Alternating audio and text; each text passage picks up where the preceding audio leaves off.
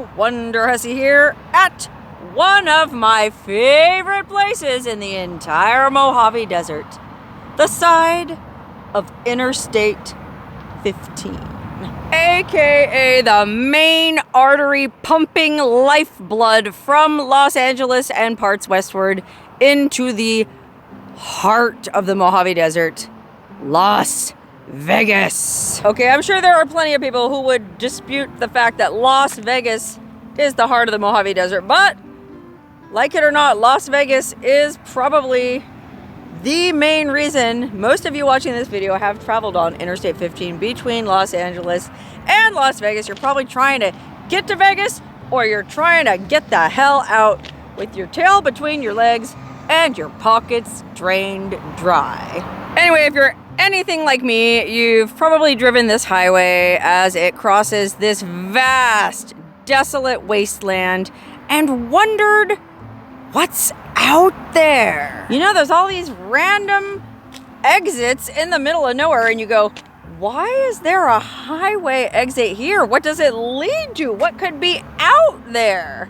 Well, today I decided to take one such exit and see for myself what exactly is off the Rasor Rd exit. Okay, I'm ashamed to say I don't know who the road is named after or what it's named after, but it's one of those exits where you go, why is there an exit here? I mean, on that side, which I guess would be the south or west side of the highway, there's a gas station and some kind of junkyard. But over here on the north, or I guess it's the north side, the road just kind of dead ends into the desert. And now it looks like they're building one of them their solar fields here. And there are guys working over there, and they're probably wondering what the hell I'm doing and if I'm part of some kind of monkey wrench gang that plans to blow up or otherwise mar, destroy, mutilate these solar panels, which I'm not. I'm just here to poke around and make a video. I do consider myself an environmentalist, and I get why the environmentalists are upset about the solar fields. You know, there should be solar panels on top of every building in America. Why do they have to come out here and tear up vast acreage in the desert to put them in? But then again, it's not like this is some pristine part of the desert. I mean, it's absolutely disgusting, the amount of trash, litter, piss jugs, dirty diapers, old tires, all the crap that people throw, I guess, off the side of the highway, and it ends up in this drainage ditch down here. So, you know, it's not like they're building these solar panels on some pristine, beautiful desert environment. It's already pretty well trashed out here and has been for quite some time. As a matter of fact, this frontage road that I parked along, which you might be able to see, there is a sign here that says road not maintained by San Bernardino County. This is part of the old Arrowhead Trail. Okay, I guess when the automobile was first invented and was first becoming popular back in like the 1910s, way back, over 115 years ago, people had cars and they wanted to drive around the country and see this beautiful land, but there weren't really any or very few paved roads, let alone through the Mojave Desert. And so this Arrowhead Trail was, I think, the first route that you could drive from Los Angeles to Salt Lake City. And it wasn't paved at first. It was just a dirt track that locals in all these random little communities along the path kind of went out with their own plows and horses and graders or whatever, tamped down the dirt to like make a road so that all those travelers would come through their neck of the woods and have to buy gas and snacks and spend money. So this right here, this lonely little litter-strewn section of road was part of the Arrowhead Trail, and I don't know when it was paved. I guess maybe once more and more people started getting cars, like maybe in the 20s, 30s. But when the interstate was built and bypassed this historic Arrowhead Trail, well, the county quit maintaining it. And so I want to drive down a little bit farther this way because there's some things that I want to check out down that way, and I'm curious to see how much pavement I'll have. So let's get in the car and continue exploring the mysteries of the Rasor Rd exit.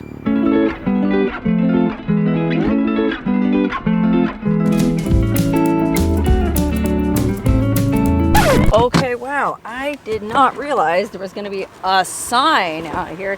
I mean, driving by this part of the desert on I-15, it just looks like there's absolutely nothing out here. But apparently, it's an area of critical environmental concern. Welcome to the Cronise Lakes. Okay, that's Cronise, C-R-O-N-E-S-E, Lakes, or Cronise Valley. That's the name of this vast, super desolate desert valley, which apparently is, I guess, kind of a dry lake bed or a dry marsh. The sign says that this is a critical stopover for birds that are flying through this area, and I guess back in the days when the Native Americans roamed freely throughout here on their way to trade with the tribes on the coast, or the coastal tribes coming out here to trade with the tribes in the desert, this was a very important stop for them because I guess after it rains, there is some kind of marsh or body of water here, and so that means trees, that means food, that means shade,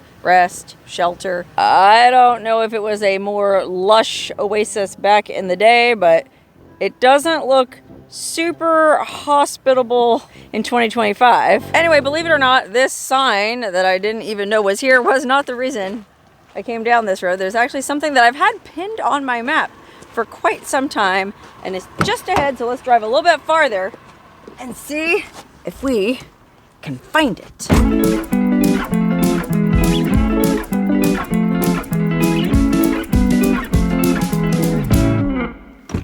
Okay, we have arrived at our destination, which is absolutely spectacular. In fact, I'm gonna climb up on top of my car to show you exactly how spectacular, because I feel like it's the only way to convey the vastness of this mysterious and very desolate desert valley. Okay, back there behind us, you just might be able to make out the tiny little ants on Interstate 15, all the big rigs and cars full of suckers going back and forth to from Vegas. But then there's this huge Cronise Valley just north of I-15, and it is absolutely vast, desolate, mysterious, and beautiful. Oh gosh, if I had more time, I'd get out my binoculars, or even better yet, my drone. I mean, flying a drone out here would be the best way to convey the scale, the enormity of this random valley. I got interested in this valley and this exit when I was driving back from Barstow after I shot the photos for my 2025 pinup calendar. Link in the description below. Anyway, I was driving back on I-15, looking out the window, wondering about all these random exits that go to nothing, and then I saw this valley and I wondered, what is even out here? Like, should I come out here and just camp out sometime? And then I thought that would be this would be an amazing place to camp. Even though you're right in eyesight of the highway, you can't hear anything. And I think, and again, it's in the eye of the beholder, I think this is absolutely beautiful. I mean, you can see there's even grass sprouted out of this sort of sandy lake bed soil. I guess this is the bottom of the marsh, and so it's very fertile. Whenever they get any kind of rain at all, these little grasses sprout up. Isn't that amazing? There's grass growing right out of the desert, which you don't see very many places in the desert, unless you're in Utah, in which case the Mormons have green lawns in front of all their churches and basically all their houses. But we're not in Utah, we're actually in California, so it's very interesting to see this grassy lawn. I mean, it almost looks like a golf course out here, except, well, there's some big old turds on the ground, and you don't really see those at golf courses. I would guess those to be, I don't know, I'm not much of a scatologist or whatever you call somebody who studies wildlife scat, but I don't know, what do you guys think that is? Wild burros? Whatever it is, you can see why there would be a lot of wildlife out here, because it is relatively lush. There might even be some standing water out here somewhere, like a watering hole, where all these little desert critters come drink, you know, all the burros, antelope. I don't know if there's wild horses out here, coyotes, maybe bighorn sheep come down from these mountains, and wherever the water source is, that's where they go. And, you know, I'm guessing the water source was probably somewhere in this general vicinity, because I did navigate directly to this precise GPS coordinate because, like I said, I had something pinned here. And I don't remember who told me about this or when or why, but apparently I had this pin and it said James Proctor's abandoned trailer. And as you can see, there really isn't a whole lot left of this mysterious James Proctor's trailer. I mean, I don't know if James Proctor was out here cooking meth and it blew up on him or what. I don't know anything about cooking meth, but is a bathtub involved? Like, there's James Proctor's old water heater. You know, just because he lived in the middle of nowhere doesn't mean he had to live like a savage. I'm sure he had a beautiful spread out here in this peaceful, desolate valley. Now, again, I have no idea. I can't remember who emailed me about this or how I knew somebody named James Proctor lived in a trailer out here. But as I did research into this valley, well, a story started to emerge. How about that? Okay, so we're in the Cronise Valley, like I said, Cronese Valley, and I guess there's some dispute as to where the name came from, okay? Some say it's the Paiute word for wildcat. It's not Cronise, but it's like Cronise. But then, I don't know if that makes sense, because I've also heard that Tecopa, where I live, is supposedly the Paiute word for wildcat. I don't know. Cronise, Tecopa, they don't sound anything like each other. So another theory is that there was some scientist or geologist who came out here to study the rocks and formations in this valley, whose name was, well, we don't know his first name, it's lost to history, but his last name was Cronise, Cronise. So whether it was named after the scientist Cronise or this alleged Paiute word for wildcat, either way, it became known as Cronise Station because I think James Proctor's, well, it must have been his grandpa, maybe his great-grandpa, was this guy named Elmo Proctor, and I found information about this online. Some dude named Elmo Proctor had, I think, a gas station out here. Okay, remember, we're right on the old Arrowhead Trail, and so when they were first grading or laying out that trail, it was kind of like a free-for-all, like, oh, let's grade the road going this way so it'll go by my place and I can sell stuff to the people traveling the road. And so I think that's what Cronise Station that Elmo Proctor started in 1925. I guess it was like a gas station in a place you could put water in your radiator, you know, top off your water, since there was some kind of water here, and there is that giant abandoned water tank over there. So, you know, it's a relatively lush oasis in the middle of a very barren desert crossing. So he probably had water, gas, maybe even soda, snacks, I don't know, 1925. I don't think they had Cheetos or Mountain Dew, but they had some kind of services at the very least at this little Cronise Station. And I don't know if this is the place where Cronise Station was. Anyway, this Elmo Proctor started the gas station in 1925 and ran it all the way until the 1960s. Believe it or not, there was some kind of Cronise Station out here until the 1960s, at which time Interstate 15 was realigned somehow. And I'm not sure what difference that made to Cronise Station, but he ended up closing it down and hopefully retiring someplace. Well, I was going to say someplace nicer than this, but again, it's in the eye of the beholder. But I think this is absolutely beautiful, especially all these mesquite thickets. I think these are mesquite trees. If you were out here actually watering these things, or no, it's tamarisk. I think these are tamarisk, salt cedar trees. And I don't know why they're dying, because those things have roots that go for miles. Maybe the environmental people came out here and tried to kill them all off because they're invasive. Anyway, you can kind of imagine if all those trees were, you know, big and green and shaggy, and you had your little trailer here in the middle of it, and then you had this amazing view of absolute nothing. I mean, there is nothing up that way except the southern boundary of Death Valley is, I don't know how many miles that way. And Fort Irwin is, I don't know, 20 miles. The boundary, anyway, that is 20 miles that way. But you can't see any of that, and so it would just be a totally peaceful, I think, and beautiful place to live. And there's another point of interest here in the Cronise Valley that you would have to look at as you sat out on your porch having your sunset cocktail, and that is this very interesting, I guess you would call it a geologic formation called the Cronise Cat. Okay, apologies. I got here a bad time of day when the sun is going down behind those mountains and they're kind of backlit. But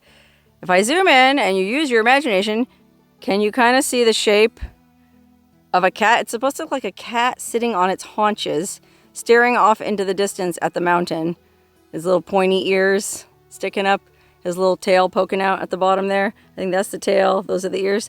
That is the Cronise Cat, and believe it or not, it's a hanging sand dune. That's right, it's a sand dune hanging suspended on the side of that mountain. And I think the explanation for it is when it gets windy, all the sand blows off of that dry lake, or there's more, looks like there's more sand dunes back that way. Somehow the wind patterns are such that sand gets blown up against the face of those mountains, which I think are called the Cronese Mountains, shocker, and form this cat-shaped sand dune. So it's either called the Cronise Cat or the Cronise Kitten. I read both online. But anyway, I can definitely see the Cronise Cat. And now I can say I have seen the sights at the beautiful Rasor Rd exit. But wait, there's more. Believe it or not, the Cronise Cat and James Proctor's old trailer and the Arrowhead Trail aren't the only interesting things off of this Rasor Rd exit. I'm telling you, even the most desolate, barren, godforsaken exit off I-15 has something interesting. If not at the end of it, then somewhere off of it. So I'm going to head back to where I started this video. And this time, we're going to go to the south side. I think it's the north and the south side of I-15. And check out the other thing of note at this exit. Okay, now I'm back where we started this video, right at the Rasor Rd exit. And remember, there was that gas station on the other side, okay? You might be wondering what's so exciting about a gas station at the side of an interstate. Well, I don't know that it's necessarily exciting, but I think it's kind of interesting because this Shell station over here, the Rasor Rd Shell station, had like the worst reviews I've ever read for a business on Google Maps. I mean, it had a pretty solid, well, it had like a 2-star rating, but there was a ton of 1-star reviews. It's supposed to be filthy, disgusting, the employees are rude, the gas is outrageous, the restrooms are unspeakable. When I read that, I knew I had to come here and see for myself. How bad is this place?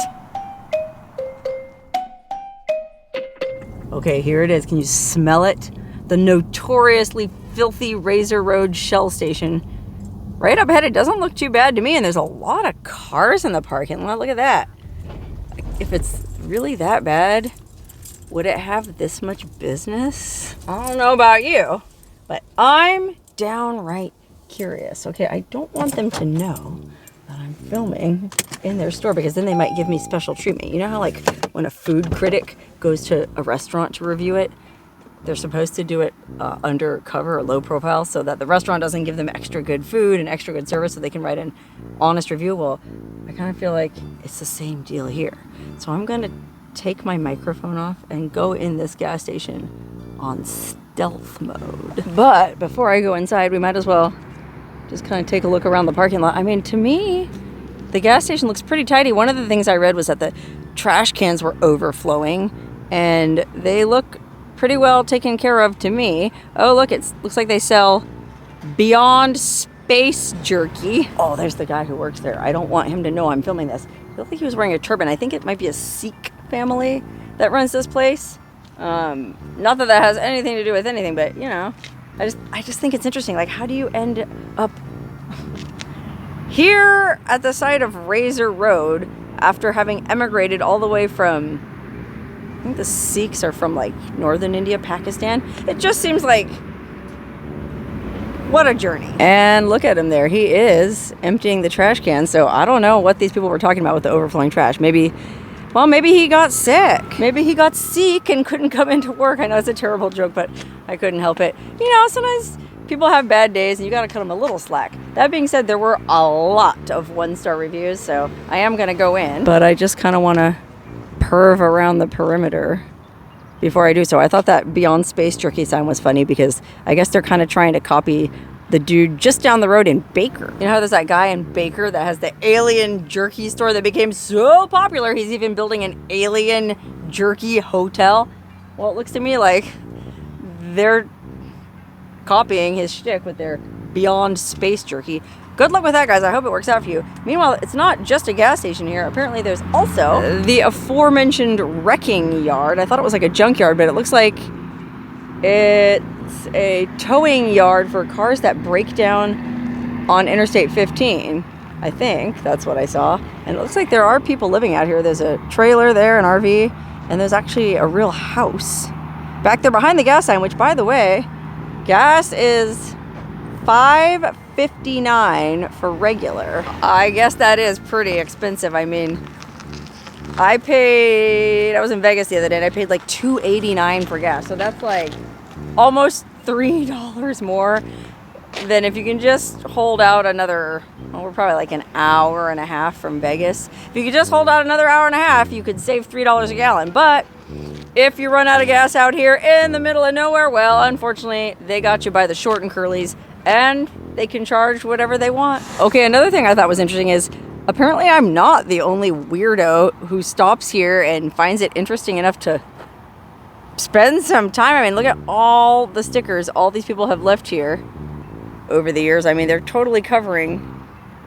all these signs, and I don't recognize any YouTube channels or, I mean, I guess I might as well put one of my stickers up there. Who am I not to leave my spoor here at the fabulous worst gas station in California? I don't know. I gotta figure out what I'm gonna call this video. But it'll be something appropriately clickbaity. Okay, let me put one of my stickers on this sign. I'll put it right down here so that it's not totally covering some cholo's tag. You know, the last thing I want is some vicious chola coming after me because I put my sticker over her man's graffiti. Okay, I'm gonna shut my microphone off now and go into this convenience store and see if it's as bad as they say. And I suppose I better buy something so that I don't totally take advantage of these folks. Okay, the first thing I notice is that the sign is totally bleached away, but you know, that's not a deal breaker. The rack full of brochures is pretty pathetic. One Lonely Legends in Concert brochure. Oh wow, look, a payphone. But even the payphone doesn't work.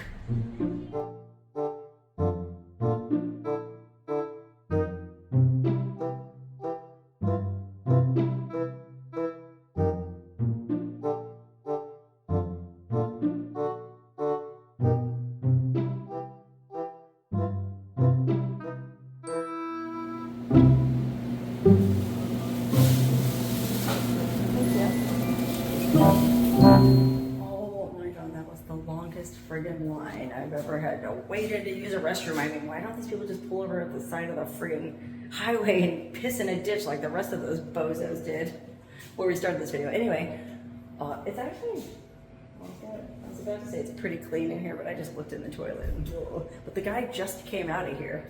He just emptied the trash. So as grungy as this place looks, apparently it is actually being maintained. I mean, look at that. They even have a little toilet scrubby brush. I'll avoid looking in the actual toilet for your own sake. It is interesting. I guess there used to be 2 stalls, but this one is broken, so they just have it sort of wired shut, which reminds me of somebody getting their jaw wired shut. And then the other thing of interest in here is, look at this vending machine. This is the most amazing vending machine I've ever seen. In the year 2025, look at that. When's the last time you saw, for 75 cents, you could get Pandora's box, an assortment of erotic surprises, 6 different novelties, or the Love Kit pleasure assortment, which includes a Swedish massage oil, an exciter ring, a condom, and some male climax control cream. Oh, you only get 1 of the above with each purchase. Buy all 4. 75 cents a pop? What a deal. And there's also tampons for 75 cents, and the erotic sensual positions. Exciting, breathtaking, intriguing, fully illustrated for mature viewing only. Oh my god, I don't have any quarters with me. I wonder this thing works. I feel like I gotta go back out to my car and get some quarters. Okay, I got some quarters.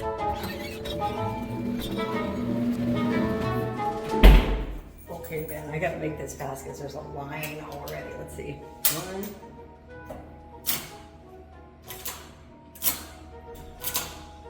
Oh man, I think it's broken anyway. Or maybe that's just the erotic book. Let me try Pandora's box.